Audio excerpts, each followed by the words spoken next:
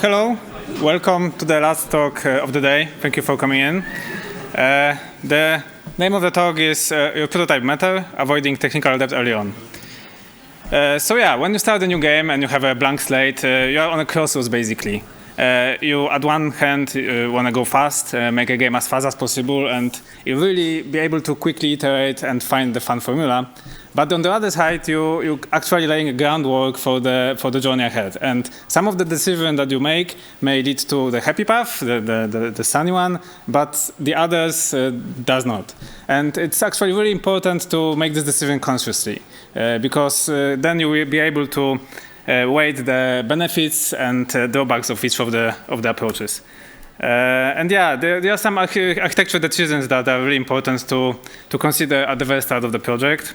First broad topic is how do you structure your code? What patterns do you choose, and how do you approach different coding decisions? Second issue is how do you decide to store your data? How do you manage the player state and all the data that actually makes your game? Another one is which libraries do you choose to use? Will you be able to later on refactor the libraries? Will you be able to upgrade the libraries, etc.? And the last thing is how you structure your Unity project itself. There are different approaches to making games in Unity. Some people choose the approach of using multiple scenes. Some people use one scene. As I said, in every case, there are different important factors to consider. And this is always a balancing game. There's no easy good or bad answer. But at one hand, you have to, as I said, move fast. So you need to consider the speed. And sometimes cutting corners is really important. If you want to iterate, you don't want to refactor too much. If that's not your goal, you need to iterate. But on the other hand, as I said, there are decisions that will lay the groundwork for future. So at every step, there's a balance to be made. So who am I? My name is Filip Loster, and I've been making games for almost 10 years now. From the very beginning, started from doing mobile games almost 10 years ago. The last game I'm currently working on, and inspiration for this talk, is a currently developed game called Hero Legacy. And I started working on this game from the very beginning, right up till right now, when the game is currently co-developed by the Games Chair and Immersive Forge, which is around 40 people. So there are some lessons that I was able to, and things I was able to observe, going the journey from 3-person team to over 30-person team. Some of the decisions that we had at the very beginning proved to be very fruitful and successful. Others did not. And I hope that the knowledge I gained during that process will help you as well. So the first part is how do you structure your code? And the thing I want to focus is actually a small thing, but the one that will be very helpful the longer you work on a project, is this feature called avoiding domain reloading in Unity. It's actually the thing that was, I think, it works in at least Unity 2021. And there's actually a lot of speed to be gained from this feature. At the left hand, you have the very basic project. There's literally nothing in the Unity, and that's how long it takes after you click the play button before the game starts. It started. And at the other hand is the game that actually has this feature, the domain reloading enabled, and that's how fast it launches. It's almost instantaneously. So the difference actually when measured on MacBook Pro is 5 seconds on an empty project versus 0.01 seconds. So there's really a battle to be made, and improvement worth investigating here.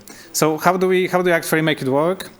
There's one thing to focus on is to avoid using static fields, because domain reloading, what disabling it does, it doesn't actually clear the static fields in your project. And also watch out for registering and unregistering event handlers. There's also a thing that is disabled when you use this feature. If for some reason you actually need to clear the static fields, if you, for example, using a library that depends on some static feature, there's fortunately a way to do that. You can use this annotation, which is really long, so I won't be reading it. But having it in your code allows you to, for example, reset the static counters. So the first thing to do in your project is to don't rely on static fields. That would be the best thing. But the second best thing, if you cannot do the first one, is this piece of code which will help you to reset the state. And how you do it in Unity? It's actually quite complicated. You have to go to Edit, Project Setting, Editor, and then deep in the project settings there are the options. You can find them there, but it would be really helpful if you could actually surface this feature to the front of the Unity, so make it really easily available for anyone and to toggle it on or off if you need it. So fortunately, there's a way to do that. That would be the perfect solution. If you had just this small button right to the play button, which you could toggle and enable and disable this feature. So there's this library called Unity Toolbar Extender, which allows you to add your custom buttons to the top of the Unity, right next to your play button. And you can do anything with it. If you have some configuration, for example, you want to quickly switch between debug and not debug, for example, for some reason, or just toggle God mode, you can use this code to add the button over here, or you can use it, as I'm using it, to toggle on and off the enter play mode options enabled. So this is actually the way to check from the code if this option is enabled, and to toggle it on and off as needed. So the second thing in the broad topic of how to structure your code would be the thing of separating your model from the view. When you start doing your game, you just probably mixing your model and your view in one classes, and you don't pay much attention to it. But there are actually real benefits of having this small additional handicap for your development if you, from the very beginning, try to keep them separated. So one way to actually enforce it and make sure that you don't mix your model and view is to create an assembly definition and check the no engine reference. And if you put an assembly definition file like that in your folder, every script that is in this folder underneath will not be able to reference Unity. And that's very helpful because that will essentially disallow you to call Unity code and make sure that code in that folder, which you hopefully called model, will not touch Unity anyway. As I said, this is a small handicap, but later on it will give you much more benefits as the project grows. Some of the benefits are it will help you ensure system separation, which is really important for a clean code. You don't want to mix responsibilities of many different things in one classes, and separation of model view is one way to achieve that. Second thing, it will somehow encourage you to write more functional code with clean data flow. It's not a hard thing that will actually make you do it, but it turns out that if you have this one separation, you will start writing code that you will care where and how the data in your game flows. And at the end, you'll be able to write edit mode tests, which are a really cool thing to do. Tests are a topic probably, I guess that most of you don't write tests in your games, and that's fine. I mean, there's no point in writing tests from the very start. You don't need to do that. But as the project grows, there's actually a really cool benefits from having tests. As I said, no need to have 100% code coverage, obviously. But if you have a model separated from a view, at one point when you decide that the project is very complicated, it's very useful as a means of documentation. And because you have model that is separated from Unity engine, you're able to test the code. You just write the editor test that tests only the thing that doesn't touch Unity. And later on, it will really speed up your development. When your features start to be more complex, having a tested piece of code will allow you to add new features with the ease of mind that you are not breaking any old feature, and also have the way to document some probably obscure behavior that your game may be depending on. That's something to consider. Another thing is, there's a small additional note on the topic, is how the data flow when you separate model from the view. So obviously in such a separation, the data from model comes to the view, but there's one very simple example when it can be problematic. For example, let's say we have a character, and the character has a position. So imagine we would probably want to have the position of the character in the model. So you put X and Y in model, but then the view will need to put the character on actual screen. So you have a transform position X and Y, and suddenly you have the same data duplicated in model and view. And you need to make sure that the data is consistent. You have to decide when to update the position from the model in the view. And it is really problematic because what do? You update every frame, you try to capture the events, sometimes it will get desynchronized. It's problematic. So one of the ways to approach this issue is to actually allow the data flow in the other direction, from the view to the model. And it's actually very easy to do if you just wrap this data in an interface and pass it to the model. So this way the model will operate on the interface that is defined in the model, and the data that the model has will actually directly be put into the view. One last thing on the topic of the structuring your code is encapsulation of systems. So the goal in encapsulating systems is to have a game be able to, and actually any piece of the game, be able to run independently. And how do we do that? Because the goal is to, for example, have any panel. For example, have a game when there's an inventory panel, there's a character, and what we want to achieve with the encapsulation is to be able to just start the game and have only the inventory panel visible on the screen and have it running as if it was run from the actual game, without any other initializations and system, etc. So one of the tools to achieve that actually is to, instead of referencing other classes, is to use message queues. It can be event bus or any other message queue that you want to use. And this way you don't have direct reference from one piece of code to another, just pass the messages. Another way is to pass data through your model. You don't directly pass the data to your receiver. You don't need, one piece of your game doesn't need to directly know about the other piece of your game, but when you pass it through the model, both of these things just look at the model. So there's no direct reference between them. They all depend on one common thing, basically. And last way to approach the separation is to inject the needed dependencies and have some kind of dependency injection solution that will handle all the dependencies for you. So yeah, more on that later, actually. The second part of the things that you can do is answer the question, how do you store your data?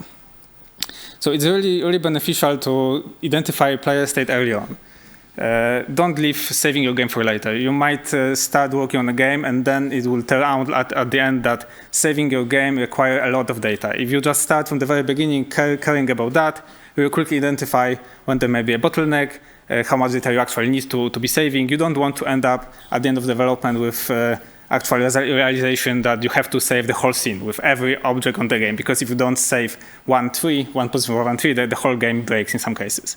So if you from the very beginning decide that you have this one piece of a class of data that represents everything that there is to know about the current state of the game, it will really help you later on.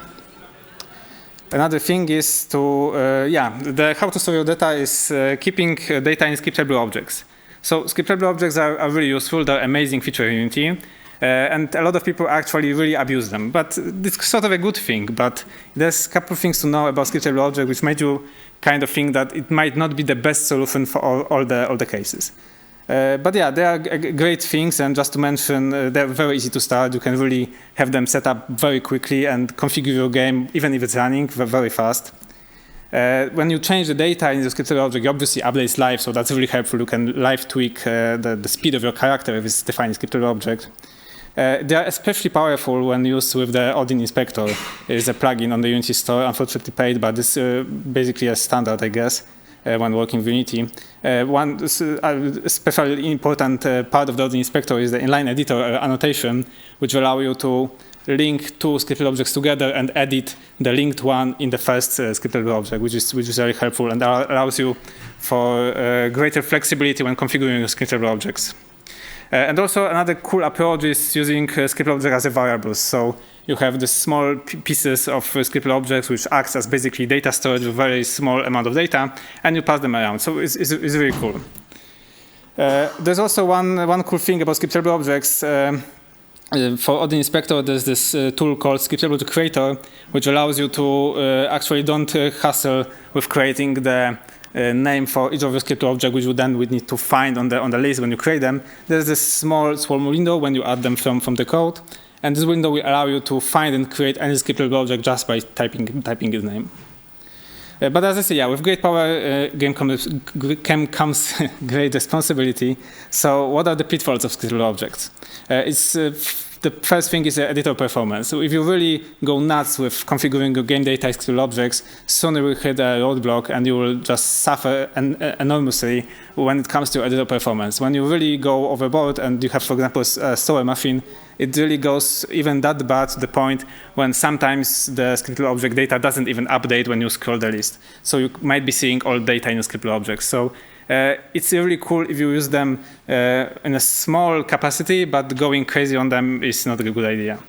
Another thing is actually saving data in scriptable objects. So this is sort of a behavior of the scriptable objects, which most of you probably are aware of, but it's cool to just be aware that when you enter data into a scriptable object, it doesn't immediately hit the disk.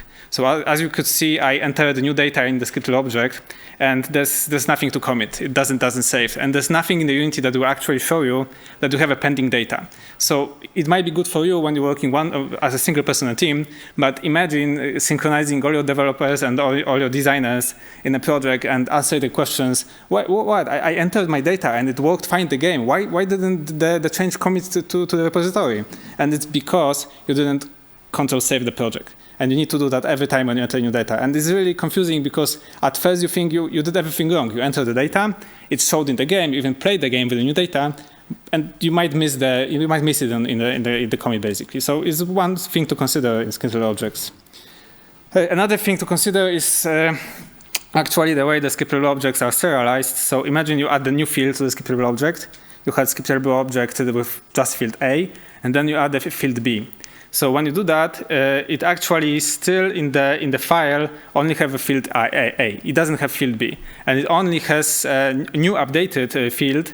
Not until you save the project, not until you re-import the scriptable object, but until you change something in it. So only after I enter the new value in this one, it only then showed that there's a new value here. But the other one also has the old value. It also works the same way in the other direction. If you remove the field, it's still in the file, even though it doesn't show in the inspector, which is kind of cool. If you removed it by accident, your data is not destroyed, but it may lead to a situation. In best cases, some just designers are confused why the files change, even though they didn't actually change anything. They might be just entering a new value with this old value, and then the whole file is changed because in the meantime, you change the structure and you didn't touch the file in half a year. But in the worst case, it can possibly leak some old data that you didn't intend to have stored in your project. So yeah, all that actually makes you think that using a plain text file and CSV file is not such a bad thing, because it just the data is always saved and it's just there. It doesn't have any weird behavior that I just described with scriptable objects. All right, so a third thing to talk about is which libraries and frameworks to use. The rule of thumb is probably simple. It's almost always better. There are a lot of cool libraries for Unity, especially on the architecture side, like Zenject, and Titas, and they are really complicated. And more probably you will be spending more time working against the grain of the framework or trying to make it work for you than the benefits it actually offers you. So yeah, let's focus on the Zenject. If you know, Zenject is a dependency injection library for Unity, and it allows you to basically, and yeah, it has a lot of great features. It's really cool libraries, and I use it thoroughly, and yeah, I really enjoy it. But at the end of the day, there comes a realization that you probably won't be needing as many features of the Zenject. And also in a team, you would, on one hand, would really need to consider that everyone is really proficient in Zenject and know how to do things in the Zenject way. And if you can do that, that's cool. But probably in your team, there will come a time when there'll be new programmers not really proficient with Zenject, and they might not know how to use Zenject properly. And training them on Zenject is really, really complicated. For no actually big benefit, because you can actually have the benefits that the Zenject offer in much simpler way. So let's actually move a little bit back and try to answer questions. What problem actually Zenject tries to solve for us?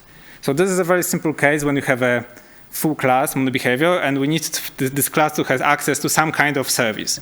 So to have access to the service, we need the way to resolve it. So let's just say we have this field, we have this public function in it, and in this function we just pass the service. So that's how we resolve this dependency.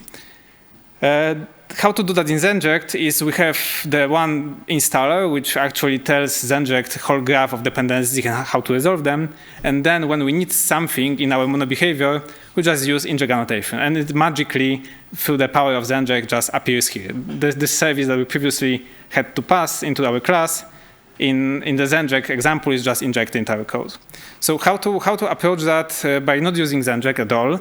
We can leverage scriptable objects. So let's create a very simple scriptable object, which will just be called, for example, context, and have the getter that will create a new service the first time we call it.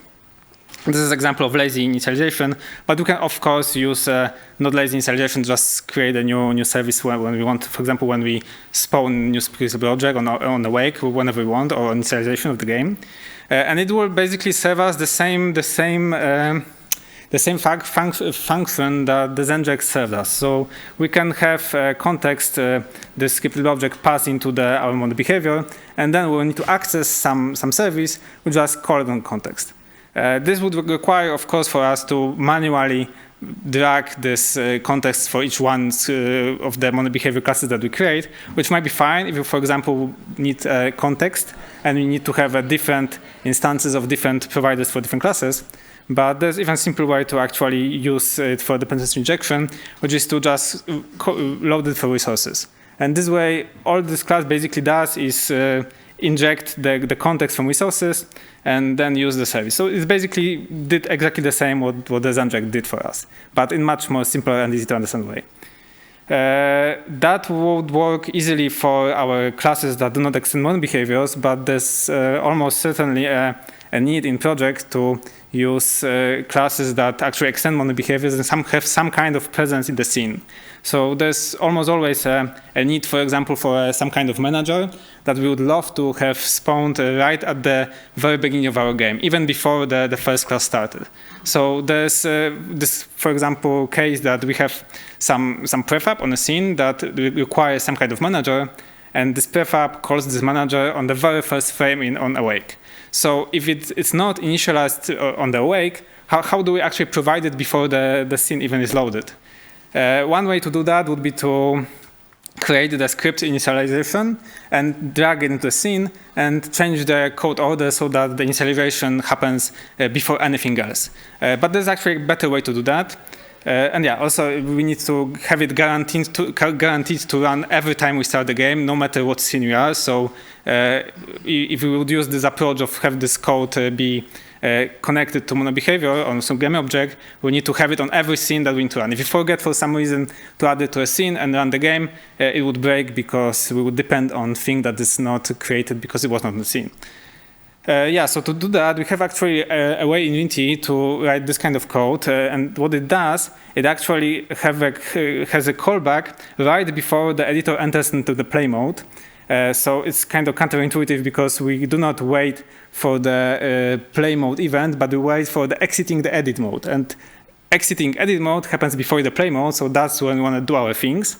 And every code that is written here will be executed before any script in the scene that we are currently at. So this gives us the ability to quickly redirect Unity from the scene we are at to a completely different scene that will, for example, have all our mono behavior initializations. And we can do that just that. We can set our current scene name to editor preference string, then redirect our Unity to, for example, booting screen, and then set that scene as a play mode start scene, which will essentially take Unity from any scene we are currently at, throw it into the boot scene, and in the boot scene, it will allow us to do all our initialization, create all the object we need, initialize everything, download assets, anything we want, and after we're done, we can just return to the scene we were previously at, using, for example, scene additive, which will essentially just get us back to where we started with all the things set up nicely for us. So these are actually the two things that we needed to have the dependency resolved for any case. For the case of just regular classes, we can create them in the scriptable object and bind them using either connection for reference or loading from resources. And the second thing is the initialization of the object we can do basically just before the scene is even started. And this allows us, in the end, to run any prefab in separation. If we do it this way, we can have the inventory panel that will, for example, depends on the state of the inventory of the player, but we don't need to care about any object in the scene. We can have just an empty scene with just the inventory panel, and when we run it, everything will first initialize, and then the inventory will be able to access the player model from the skippable object and have all the managers in place and can just run inspiration, which is really cool because this will allow for really quick content iteration. For example, if somebody only works on inventory panel, he or she doesn't need to start the game, go through any menu necessary, and just enter the panel. They can just start the game and be exactly in the panel with everything in place and just work on this very isolated piece of your game. And yeah, the last part is how to structure your project, the Unity project itself. And the thing to consider, and my advice would be to avoid nested prefabs. They're really cool, but there are a lot of problems with them. The thing I think I experienced. You can actually never be sure the change you make in the prefab, the root prefab of nested prefab, is propagated to the place you want, because at any stage of the nesting, there can be something overridden, even if not you, then for example by another person of the team, and sometimes even by Unity itself. There are cases, for example, when Unity will love to override the zero position with zero position, which doesn't seem to be any different, but it's actually overwritten. And imagine that you want to move the position of your object in the root, and then it doesn't propagate, because at some point, if the nesting, there's some overridden that there's something overridden that you didn't do yourself. And yeah, so the solution will be to just don't really depend on the nesting of the prefabs. It's not really that useful, and it's really complicated. And it also requires great discipline to actually make it work. So maybe don't do that. So what instead? Yeah, just try to keep flat prefab structure. And if you actually start working on your prefab instance and modifying it a lot, maybe it's time to break the prefab instance and have it as a separate entity. And when the time comes to actually make some change, just do it manually. You can also prefer instantiating prefabs. For example, you can take the common thing out of the two instances of one prefab, make it a separate prefab, but just a flatter structure, which will behave much more nicely.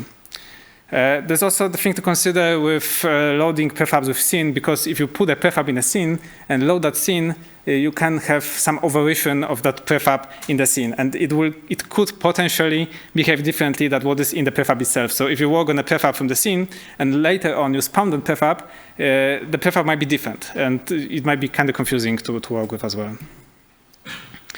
And yeah, the last small thing actually to pay attention to very early in the project is to watch out for hogging your resources, because obviously nobody starts on a new project with all this other samples and Rust bundles concept in place. Everybody wants just throw image and have it displayed. But the thing to consider is that if you reference anything in a scene, even if you don't instantiate it actually, it's being loaded by Unity. So you might have this preconception, which I actually had, that if you just throw a reference to prefab, it's not loaded. Yes, it's not loaded on the scene, but it's loaded by Unity. So if you have some, for example, manager in your main scene or loading scene, when you reference all the images from your project, they will get loaded, and it will show on the black screen when your project starts. So the solution to this actually is to start kind of early with other samples, which will allow you to give soft references, which will allow you to reference stuff but not actually have it loaded. And the good thing is that actually other samples turns out to be not as hard as you might think, and they are quite more stable than you anticipate. There were a lot of topics about how other samples are terrible for everything almost 2 years ago, but since then the things quite matured quite greatly. And yeah, it's an easy way to add soft references. And even if you start working with other samples very early, you don't need to create any asset bundles. You can still have your assets in resources, you can still reference them, but because you're using the soft reference from other samples, it doesn't hog your game when you start it. And yeah, it's, as I said, it's not something that you really have to pay attention, you really have to do early, but something to keep in mind, so you don't just depend on some big object which take reference to all your game, and then later on, when you are close to release, you just realize that you have to manually or some other way reattach every object because you cannot have them directly linked by reference. And yeah, that will be all. Thank you very much for coming to the talk. If you have any questions, I think I have some time to answer them.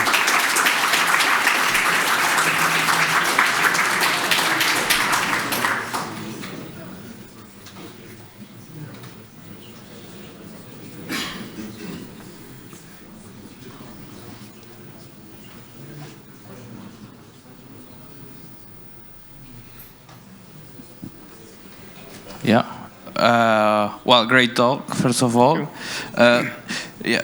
At the beginning, when you mentioned this thing about domain reloading, I got about what you showed static fields, but I didn't get. You mentioned something about event handling. Yes, I just for sure. had no time to. Yeah, that's a great question. There's another thing that Unity won't clear for you when you use no domain reloading, and it's event handlers. So if you have a Unity event, for example, I'm not sure if you actually use them for your game, but you can have this Unity event that you attach some events dynamically. So they won't be cleared each time you start the game, and that might cause a lot of events to be fired for one event which you don't anticipate. Basically, disable domain reloading means that you don't have the guarantee by Unity that each time you start your game, it's starting in a fresh state, basically. So you have to get it to yourself to clear the state if you depend on some static things such as static instance or Unity events. Hope it answered the question. Yeah, it would be events on the when you hook up events on the editor, for example, or yes, or if you do it dynamically from the code, for example. Okay, so you wouldn't need to remember to unsubscribe all the time, otherwise. Yes, or in that code that I showed, just clear the events for yourself, basically. Thanks. All right.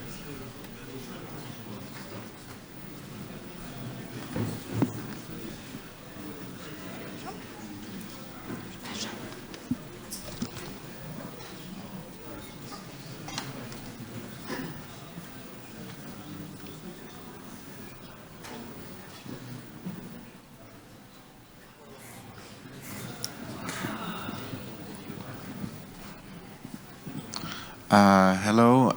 You mentioned that you should have a flat game object hierarchy, but what if I prototype my game very fast and I have a huge hierarchy of game objects?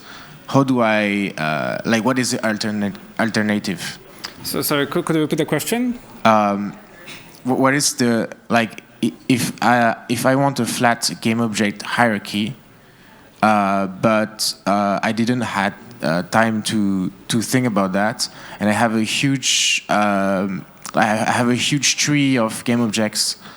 How do I convert that to a flat hierarchy? Sure. So I might not be clear on the subject. I didn't actually mean the flat game object hierarchy, but flat nested prefabs hierarchy. Oh, okay. Meaning that if you have a prefab that is included in a prefab, you could do that potentially with the prefab behavior. You can still have any depth of game objects you want. That's absolutely fine. But the issue arises when you have this crazy tree of nested prefabs, basically. Yeah, definitely that's an issue. Okay. Hope that answered the question. Yeah. Thank you. Okay. Thank you.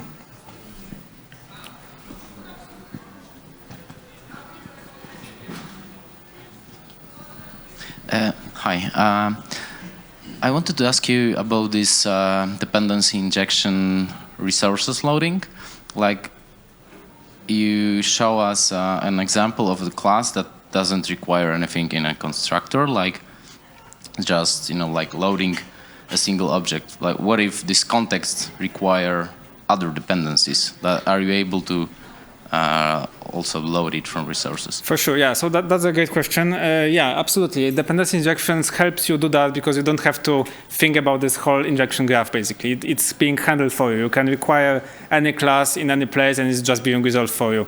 Yeah, in this approach, when you use scriptable object-based dependency injection, you have to manually, in a way, resolve this dependency for you, which depends on your use case. Might be a good thing to use Zenject, basically. But my point is that in most projects, it turns out you actually don't need that big of a dependency resolution. So it might be good to not include in your project, but just use the scriptable object way of connecting pieces together. But yeah, you're absolutely correct. If you have a lot of different dependent classes on different things that them itself depend on different things, it might be way easier for your project to use dependency resolution. So in this case, you should like resolve all of these dependencies in constructor through these resources, like resolve, give me the context, and also in the constructor, again, call the resources and inject. No, you just load the context once. You use the context scriptable object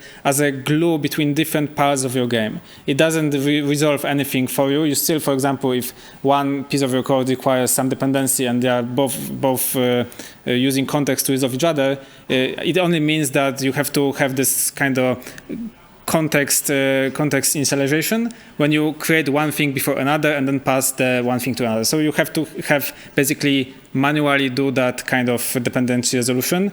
But in most games, probably the things looks in a sort of way that almost everything is easier to have singletons, basically. So it's sort of like a singleton in the end, basically, which is not that bad thing in game development.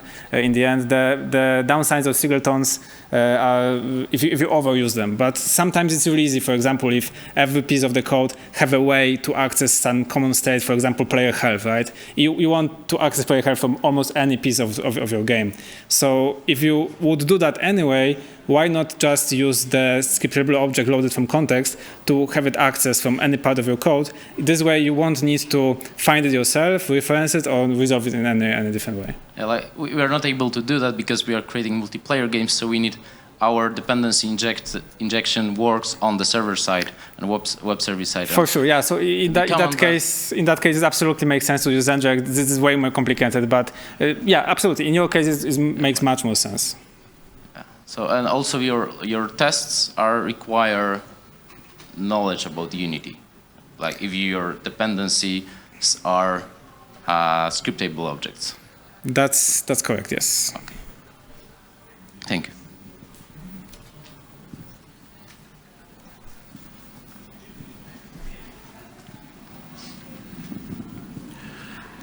How would you, if you don't use nested prefabs a lot, how do you solve the problem with creating UI in Unity with a lot of anchors and rescale it to every device you can imagine? Sure, yeah. So you could use containers that will just have a, for example, placeholder for rect transform that will just have anchors for you, and then have a very simple code that will just instantiate any piece of UI that you want inside this container and fill it out. But yeah, I mean, it's cool to have, I guess, one nest.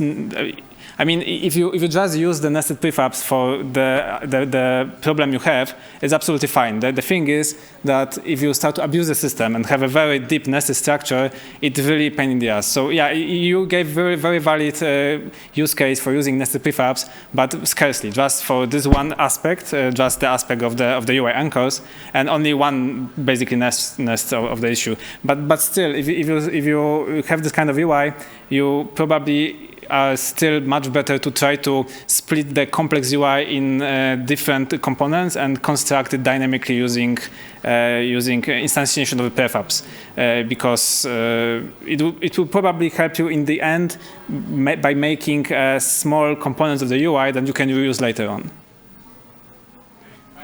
Thank you.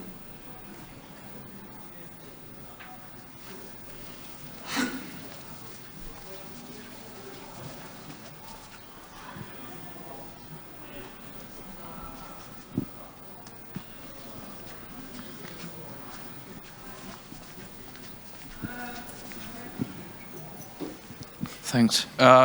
When you talk about the encapsulating system, you mentioned that one of the ways to do it is using a message queue system.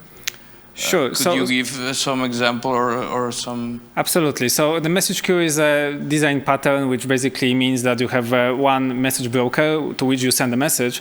Let me give you an example. You want to have message passed from one place to another. For example, when you hit the player needs to notify the health bar that his health changed. So the one way to do that would be by the player to reference the health bar itself by reference. But this would create a hard reference. If you instead of that, and also player would need to be aware of the concept of the health bar. If you instead just send from the player the message to this event bus that my health changed, then the player doesn't need to know anything about any other receiver. So you can have any number of objects, the health bar, the quest system, the notification system, listen for this kind of events and react accordingly. So that's basically the whole idea behind the event bus. There are different ways to approach it. The actual implementation, you can write it yourself. It's not very hard code. You can use UniRx, and part of it actually provide the message broker feature.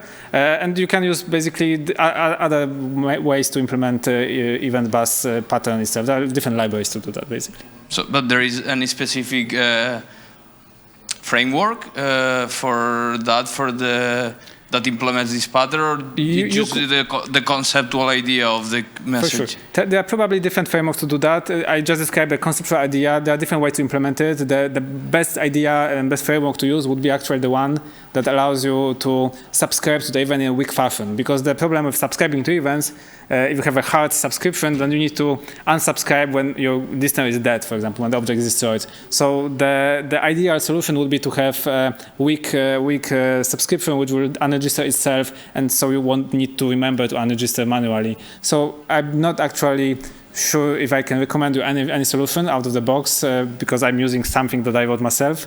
But yeah, as I said, there's just a generic idea, and you could probably find yourself a solution that will fit your needs. I guess in my company we use kind of something similar. We use scriptable objects that contain events inside to communicate between different systems that can be in different scenes at the same time. For sure, yeah. And this works for us, so it would be something... That sounds similarly, though I guess you would need to have a reference to those scriptable objects. So you mean there are different, like, in a sense, you have a lot of event buses. It's not just one event bus that sends any message to anyone, but you have a small, which is fine as well, yeah. There is no hard references, right? Because you just... Exactly, you just use the scriptable object as a message broker that connects the different pieces of... Exactly, yeah, that's works for you as well. Okay, thanks.